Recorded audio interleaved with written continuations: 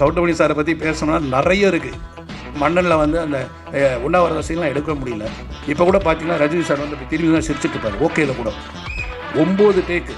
ஏன்பா எல்லாரும் தூங்கிட்டாங்க, நான் மட்டும் போய் ஏதாவது கடை திறந்திருந்தா நம்ம 2 பேருக்கு மட்டும் சாப்பிடறதுக்கு ஏதாவது வாங்கிட்டு வரட்டுமா? நான் இங்க உட்கார்ந்துதான் தப்பு. 3வது ரோல நான் உட்கார்ந்து இருந்தா என் இஷ்டத்துக்கு எந்திரிச்சு ஓடி போயிருப்பேன்.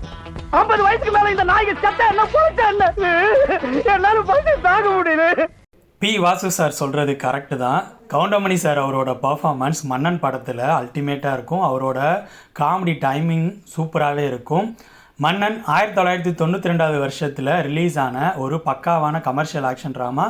இந்த படத்துக்கு director P. Vasu sir, super star Rajini sir தான் இந்த படத்தில் ஹீரோவாக பர்ஃபார்ம் பண்ணியிருப்பார். இந்த படம் ஆக்சுவலாக ஒரு கன்னட படத்தோட அஃபிஷியல் ரீமேக். இந்த படம் ரிலீஸ் ஆன டைமில் மிகப்பெரிய சக்ஸஸ் ஆனிச்சு. இந்த படம் தமிழ் சினிமாவில் ஃபஸ்ட்டு 15 கோடிக்கு மேலே கலெக்ஷன் எடுத்த படம். சூப்பர் ஸ்டார் அவரோட மன்னன் படத்தை பற்றி உங்களோட ஒப்பீனியனை கமெண்ட் செக்ஷனில் போடுங்க.